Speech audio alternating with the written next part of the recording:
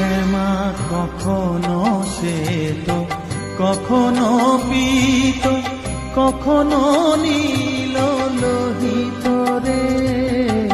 কখনো শ্বেত, কখনো পীত, কখনো নীল লোহিত রে।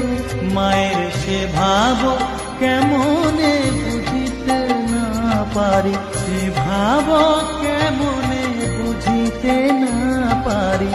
ভাবিতে জন্ম গেল রে শ্যামা, মা কি আমার